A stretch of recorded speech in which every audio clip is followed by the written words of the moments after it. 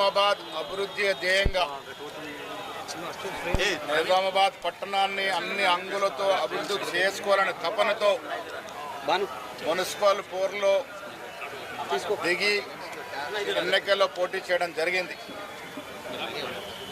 2 సీట్లు మాత్రం ఉన్న కాంగ్రెస్ పార్టీకి ప్రజలు ఆశీర్వదించి మాకు 17 సీట్లు ఇవ్వడం, వాళ్ళ మేయర్ ఎన్నికల్లో అభివృద్ధిని దృష్టిలో పెట్టుకొని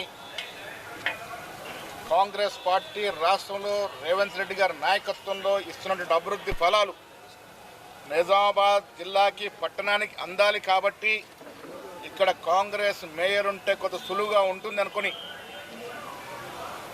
ఎన్నికల్లో పోటీ చేసి మాకు 17 సీట్లు ఇస్తే ఇవాళ ఎంఐఎం మరియు టీఆర్ఎస్ మద్దతుతో టీఆర్ఎస్లో గెలిచినటువంటి ఒక సభ్యులు కూడా కాంగ్రెస్ పార్టీ మద్దతు ఇచ్చారు. 34 ఓట్లతో మేయర్గా ఒక బీద కుటుంబం నుంచి వచ్చినటువంటి మా సోదరిమణి, నా చిరకాల శిష్యుడు, కరాటేలో తర్వాత రాజకీయాల్లో నా శిష్యుడు రమేష్ కుమార్ భార్య ఉమారాణి గారి వల్ల మేయర్గా గెలుపొందినారు. రాష్ట్రంలో ఇదొక చరిత్రాత్మక నిర్ణయం. చిన్న స్థాయి నుంచి వచ్చినటువంటి పెరక ముదిరాజ్ బిడ్డ ఇవాళ రాష్ట్రంలో మేయర్ పదవిని అలంకరించింది. అదేవిధంగా తస్లీం గారు ఎంఐఎం, సల్మా తసీం గారు కాంగ్రెస్ మద్దతుతో ఇలా డిప్యూటీ మేయర్గా ఎలక్ట్ అవ్వడం జరిగింది. రాష్ట్రంలో 42% రిజర్వేషన్ ఇవ్వలేకపోయినప్పటికీ కూడా మున్సిపల్ చైర్మన్లలో ఇవాళ ఈ జనరల్ మహిళకు వచ్చినటువంటి నిజామాబాద్ స్థానంలో కూడా ఒక బీసీ మహిళకి ఇచ్చి బీసీల పట్ల కాంగ్రెస్ పార్టీకి ఉన్నటువంటి చిత్తశుద్ధి చాటుకోవడం జరిగింది. ఇవాళ ఈ కలయికంతా కూడా నిజామాబాద్ అభివృద్ధి కొరకే. నిజామాబాద్ అన్ని రంగాల్లో అభివృద్ధి చేసుకోవాలి కాబట్టి ఇవాళ ఎంఐఎం సహకారం ఇక్కడ తీసుకోవడం జరిగింది.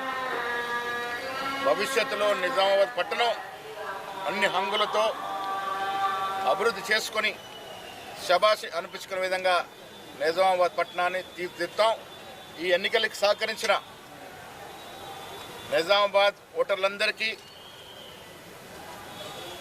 ఎంఐఎం టీఆర్ఎస్ గెలుపొందినటువంటి సభ్యుల సహకారం, అన్ని రకాలుగా సహకారాలు అందించినటువంటి రాష్ట్ర ముఖ్యమంత్రి రేవంత్ రెడ్డి గారికి, జిల్లా నాయకులు భూపతి రెడ్డి గారికి, సుదర్శన్ రెడ్డి గారికి, షబీర్ అలీ గారికి, ఎన్నికల పరిశీలకులు ఇక్కడ ఉండి మకాం వేసి మా అందరినీ సజావుగా కోఆర్డినేట్ చేసినటువంటి మా అన్న ఉత్తమ్ కుమార్ రెడ్డి గారికి, జిల్లా కాంగ్రెస్, పట్టణ కాంగ్రెస్, మిగతా వర్గాలందరికీ కూడా మనస్ఫూర్తిగా ధన్యవాదాలు. కుమార్ గారు రాణి గారి నేతృత్వంలో నిజామాబాద్ అన్ని రకాలుగా అభివృద్ధి చెందాలని ఆశిస్తా ఉన్నాం. బీజేపీ డెవలప్మెంటే మా ప్రధాన ఎజెండా. ఎంఐఎం మీద మేము పోటీ చేశాం. 5 సీట్లు మేము ఎంఐఎం మీద గెలిచాం. లోపాయి గారి పొత్తు కాదు. ఎన్నికలైన తర్వాత ఇవాళ బీజేపీ రాష్ట్రంలో ఎక్కడా లేదు. ఎలాంటి అభివృద్ధి తీసుకొస్తారు? నిజామాబాద్ ప్రజలకు అభివృద్ధి కావాలి కాబట్టి ఇవాళ ఎంఐఎం సహకారం తీసుకోవడం జరిగింది. చాలా చోట్ల అభివృద్ధి ధ్యేయంగా నడుస్తున్నట్టు మున్సిపాలిటీలు, కార్పొరేషన్లు రకరకాల అభ్యర్థుల యొక్క సహకారం తీసుకుంటా ఉన్నారు. ఎలా అనైతికమవుతుంది? మీరు ఎన్నికల్లో మతాలని, కులాలను రెచ్చగొట్టి ఇవాళ నిజామాబాద్ మాకున్న సమాచారం ప్రకారం 27 సీట్లు గెలవాలి మేము. మీరు మతాన్ని రెచ్చగొట్టి మా ఓట్లు కొంత కింద మీద చేసినా ప్రజలు సరైన తీర్పు ఇచ్చినారు కాబట్టి ఇవాళ నిజామాబాద్ మేయర్ కాంగ్రెస్ పార్టీ కైవసం చేసుకుంది. ఈ ఎన్నికకు మాత్రమే ఇది పరిమితము. మళ్ళీ చెప్తా ఉన్నాను, మేము ఎంఐఎంతో లోపాయి కొరపందం ఎంఐఎం మీద పోటీ చేశాం. ఇవాళ వారు కూడా నిజామాబాద్ పట్టణ అభివృద్ధి కావాలి కాబట్టి మాతో చేతులు కలిపినారు.